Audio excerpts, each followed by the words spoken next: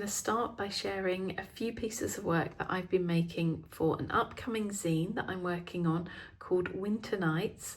So this zine is a follow-on from my Autumn Days zine, and I won't share everything I'm working on because I want some of it to be a surprise, but I'm going to share a couple of pieces and just talk about them and talk about my colour choices for this zine too. So this is one of them. This is called Early Winter Moonrise, and you may notice if you know my work that this is slightly different for me because my little houses tend to be kind of in the distance, in like the background of a landscape. They're kind of hidden in the hills, and I wanted to bring this one kind of to the forefront, so it's really front and center and the focus is really on the house. And of course, by doing this, it allowed me to add extra details that I wouldn't normally add. So we have a little red door. It's actually burnt sienna, but it looks red. And I've actually added little lace curtains at the bedroom windows. And I kind of feel like this gives it a really friendly, homely, I suppose like a kind and welcoming type of feeling. And I wanted it to feel wintry, but I also wanted to have a little bit of warmth in there. So it's kind of like early winter. So when I look out of my window at the moment, I see a lot of bare trees, but I also see some that still have their leaves. So it's sort of like early to mid-December type of time. I've added a lot of the detailed branches that I love to add, and also all of these leaves. So these were done in watercolour on top of watercolour and the branches were done in gouache. So this is a combination of watercolour and gouache, and I'm actually using this palette here. So it's quite a small palette, and I wanted to stick to quite a limited palette for the artwork that I'm making for the zine. I think the zine is going to contain maybe 3 or 4 older night pieces that I've done as well, but for the new artwork I wanted to concentrate entirely on using this palette here.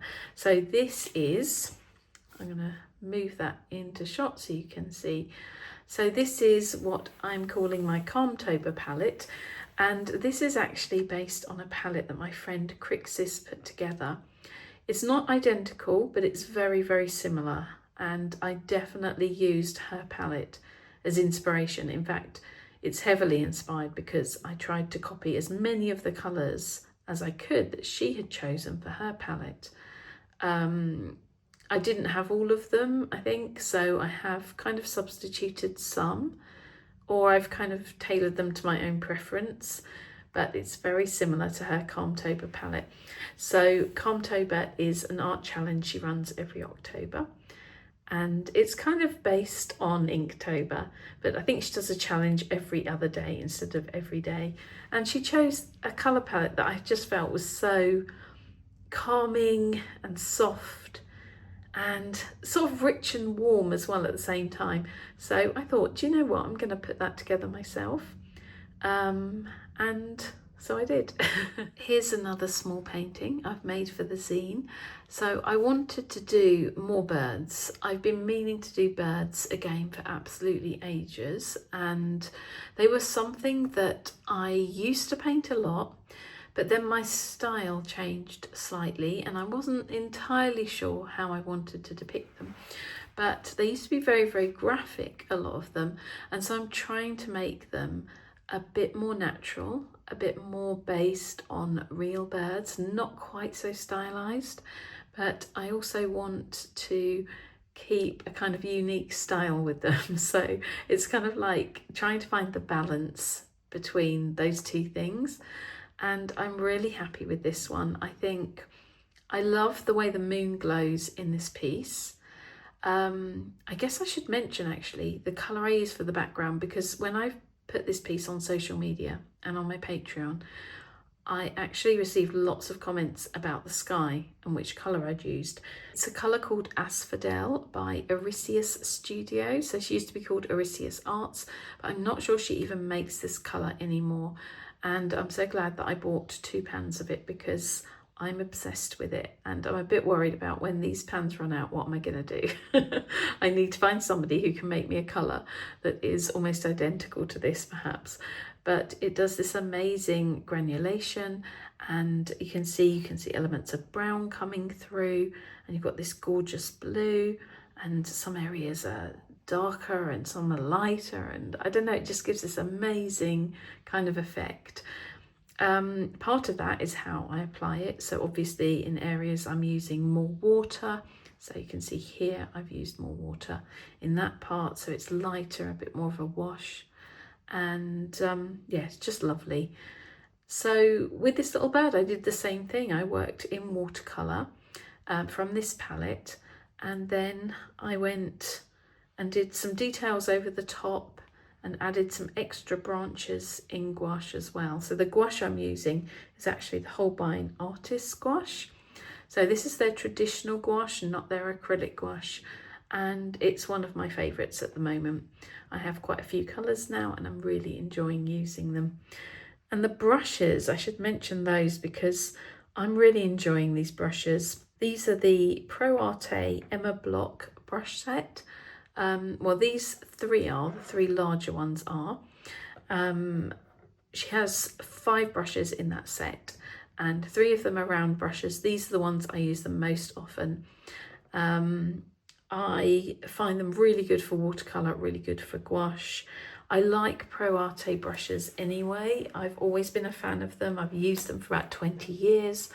And the other one I'm using, actually, this little tiny brush here, for all of the small details, is one of my long-standing favourites. It's the Pro Arte Pro Lean Series 101 round, and I use a 3-0 or a 4-0. Both of them are brilliant for detail. So if you're looking for a long-lasting brush that doesn't cost the earth, I mean, they're not cheap, but they're not expensive. So it's kind of a good investment, I would say, because they last a long time. They hold their point if you look after them. And people are always asking how I do all my tiny details. Well, it's having a really good brush like that one. Another thing I've become obsessed with recently is patchwork quilts, like vintage quilts, antique quilts, the beautiful faded colours, the different patterns you find on them. And I knew that I wanted to include something like that in this scene because to me, nothing quite says winter nights like a cozy quilt. So I thought that I would work on a design that I can use hopefully as the end papers of the zine. So that's something I didn't do last time in my Autumn Days zine. I didn't specifically design end papers, and I thought it would be really nice to do so with this one. I'm always interested in patterns. Pattern is like a big, I would say, component of my work. It's quite an important thing in my work. And so I thought working on something that's more of a geometric pattern would be a really nice, like a nice challenge for me. So I came up with this design. Actually, I'm going to show you the one that I worked on first and tell you why I sort of rejected this. So if we move that one aside, I'll pop this one in here. I mean, it looks very nice, but as I was working on it, it's not finished, by the way. This one's unfinished, this one is finished. I kind of felt like this looks a little bit too autumnal. I also had started trying to play around with a bit of pattern. You can see there where I've done this kind of cross-hatching thing, but I actually didn't like it. I felt it detracted from the overall design. It was a bit, I don't know, a bit too fussy, a bit too much.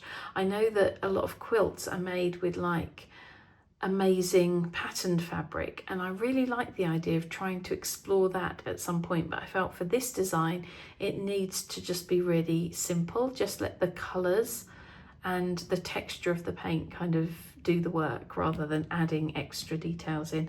But yeah, I looked at this one and I felt it looks a little bit autumnal. I wasn't keen on how heavy this was looking here, just against the rest of it. I don't know, just something wasn't looking quite right.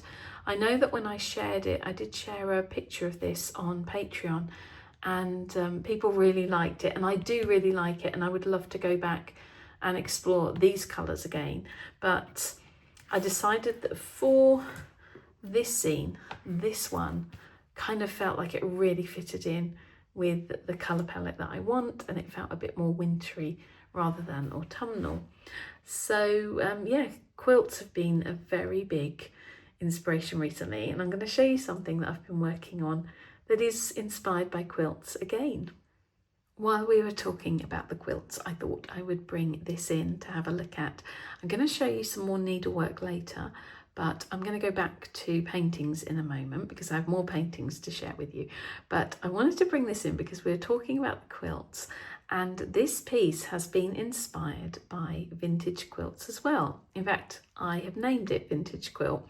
It's in progress, but it's very nearly finished. It's only a small piece because I had some of this fabric. This is a lovely hand-dyed fabric, and it was left over from another project that I completed, which I'll share with you in a bit. And I just thought I don't want to waste this bit of fabric. It's only tiny, so I'm going to do a small design on it, and I wanted it to be something that was quite colourful because I've done a lot of, I would say, quite dark, monochromatic or very limited colour palette stitching recently, and I felt like working on something more colourful. I wanted the colours to look rich and quite autumnal, and then I had the idea that a quilted design would probably work really well as a cross stitch, and I just wanted to give it a go. So this is my own design. I'm using 10 different colours, I think I have here. 1, 2, 3, 4, 5, 6, 7, 8, 9, 10. Yeah, 10 different colours. And I thought I would just do these little blocks, like these little quilted blocks. So I'm doing like 9 in total. You can see I'm just doing the 9th now. So it will soon be finished, and it's going to be popped into a little frame. I have like a really lovely, chunky, vintage looking dark blue wooden frame, which I think it's going to look amazing in. So I will have to remember to share that with you when I have done that, when it's all framed up. But I have loved working on this. It's been so much fun. It's been fun kind of putting the colours together and doing like slightly different things with the little blocks. You can see that I have tried to vary them a bit, and it just gives that lovely feeling of an old quilt, which I love. It's kind of stitched up relatively quickly as well, even though there's a lot of stitches in this. I actually worked out that there will be over 2,000, was it 2,300 stitches? Something like that in this piece. I mean, it's only a tiny piece. You can tell cross stitch takes a long time, but yeah, it's been really fun to do this. I look forward to finishing it. It should be finished really soon. Yeah, I'm going to talk more about my cross stitch in a bit, but I think we'll go back to having a look at some paintings now. Another thing I've been really enjoying working on recently is collage. In fact, these are a mixture of collage and painting, the pieces I'm going to show you. And this is the first one I worked on. This is called Enchanted Night in the Forest. And this was actually initially meant to be for Folktale Week. So Folktale Week is something that runs on Instagram every November for a week. You get 7 art prompts, so it's an art challenge. And this year I really liked the sound of the prompts. The first prompt was night, so I made this piece, but I've since changed the piece that I have chosen to represent night. Is actually that first painting I shared with you of the house, because I decided to work in a more specific colour palette. But I worked on this piece first, and it was so much fun. I love collage. I find it a really fun and free way of working. So how I did this one was I basically painted the background in watercolour. So I'm using really thick watercolour paper. So I painted the background. I used that lovely asphodel colour again as well, I told you about earlier. And then I do the kind of cutout part. I'm using sheets of paper that have been pre-prepared with watercolour and gouache, and I'm actually also using pieces from my failed watercolour paintings. So I love that aspect of collage, that you can take something that has gone wrong, but of course it has some nice elements. There are some lovely colours, shapes, textures, whatever, and you can just reuse the bits that you really like for collage, so you don't just throw it away. It's a great kind of way to recycle failed paintings. So basically, yes, I cut my shapes out, I lay them out to kind of get the composition right before I stick them down. And then when I'm happy with how that looks, I glue them down. I'm actually using a pH neutral archival glue to stick these down. And then I paint over the top. So I've added all sorts of details, like these branches here, like the spots on the little toadstools, the rain here coming from the rain cloud. There are all sorts of elements that I've painted on top. So in that respect, these are a real combination of collage and painting, and I think it makes my collages feel quite personal to me. They kind of feel like they are my style, even though obviously as collage they're going to look a bit different to my paintings. But I think bringing in that element of painting to them is, I don't know, it's just really interesting. It kind of adds extra layers as well. So yeah, as I say, this was the first one that I worked on. And then I moved on to actually working on really thick black watercolour paper instead. So I'm going to show you those ones now. Whenever I've shared these, I've had quite a few people asking about my collage process and asking whether I do a workshop or whether I have a video about it. Because it's so new to me, I actually don't, but I would be happy to share my entire process, how I make these from start to finish, how I prepare the paper, the type of materials I enjoy using for them, how I think about the composition, all of that type of stuff. So I'm thinking of perhaps making a video over the next couple of months on Patreon about this, or I will make a workshop or something like that. But yeah, I think it would be really fun to be able to share the process from start to finish.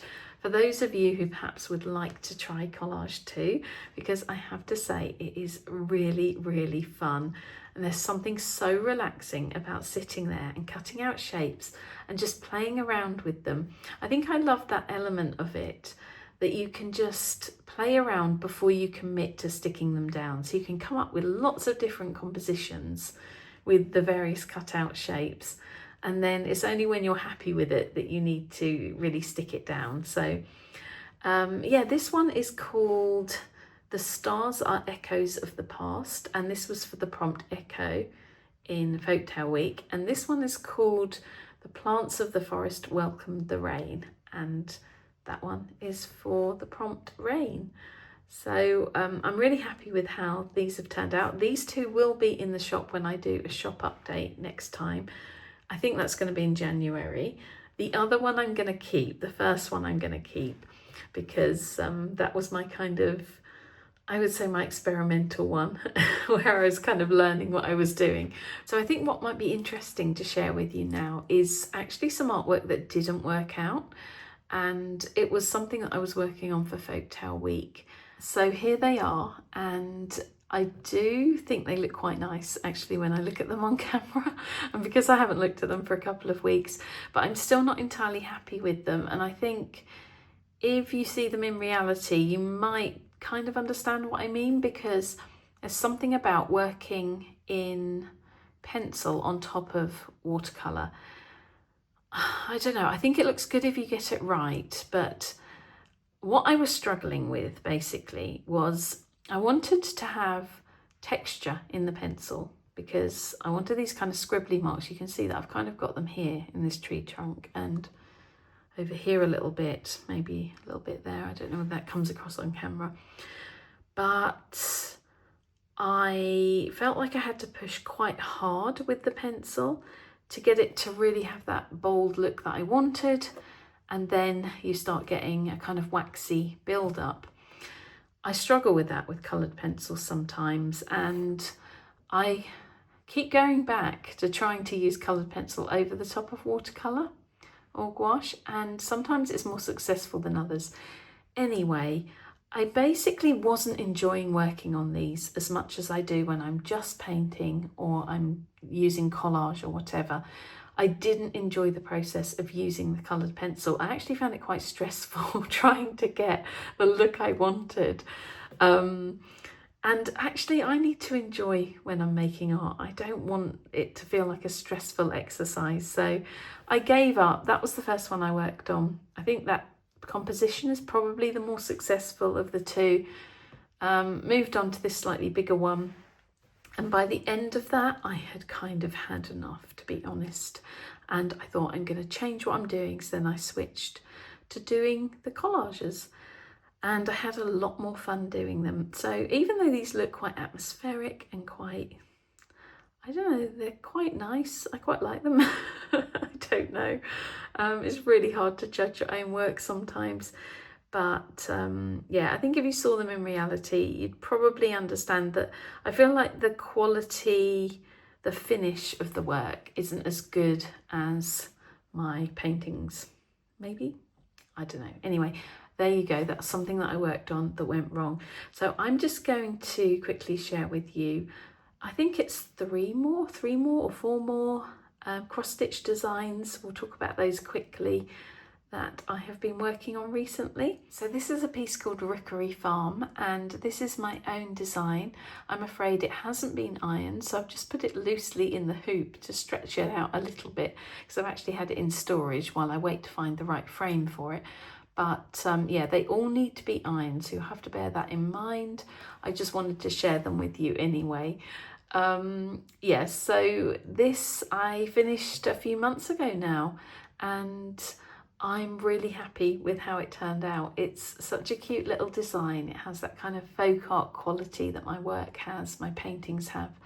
And it was actually based on a farm that I passed when I was in the car with my mum the autumn before last now, autumn of 2024. We were on our way out for a day out, and we were going along the country lanes, and there was a sign for Rookery Farm, and immediately I thought, that is such a great name. I have to do a cross stitch based on this. And I didn't even get to really glimpse the farm because it was down a long track, but I made it up in my head, and this is what I came up with.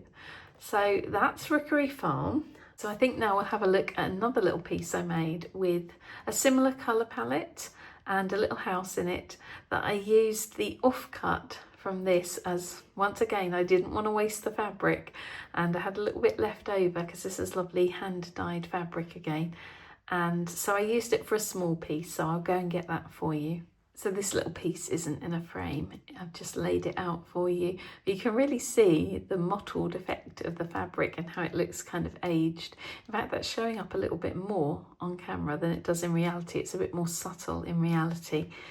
But yeah, this one I called My Little Folky House, and it's kind of based on Rookery Farm, very similar colours, but I just made it a little bit more folky with the little design here. And so I need to find a little frame for him. I think I have the right frame, and I'm keen to show you these all framed up actually, because I think it'd be interesting to see them framed. But I could also make this into a tiny little pillow or something like that. So I'm not entirely sure. At the moment I think we'll wait and see, but he could look really nice as a pillow. Maybe I'll do that. But yeah, so that's how I use up a little scrap of fabric, just by stitching a tiny design. And I find these tiny designs are so much fun to work on because they're very quick. Well, as quick as cross stitch can be, because it's a pretty slow craft, I have to say. It does take a lot of time. Even something like this would take a few hours. Okay, I think I'll show you some designs that I've been working on from other designers that I've recently finished. And before I forget, because I keep forgetting, please check out my Patreon if you're interested in more content each month. And I've also recently launched channel memberships on YouTube. So if you go to my main page, or maybe even under this video, there'll be a join button, and you can press that and find out a bit more about what you'll get if you become a member. So here's a little ghosty design from the book Witchy Stitching by Meg Black. and she's known as the Witchy Stitcher. So these are all kind of slightly spooky designs, and I've worked on a couple of them over the course of this autumn, and it's been fun actually to do some slightly spooky stitching in autumn. So yeah, I finished this one the other week, and I think it's going to be something that I frame up and bring out for Halloween each year, sort of bring out for autumn Halloween kind of time. So he'll probably be out for a couple of months of the year. It's not something I think that I would keep out all year round, because it is kind of spooky. I mean, these are friendly little ghosts, look at them, they're not exactly scary, but yeah, I kind of feel like that's something that would be part of my autumn or Halloween decorations. But it was so much fun to stitch this one, and I actually did complete this one quite quickly.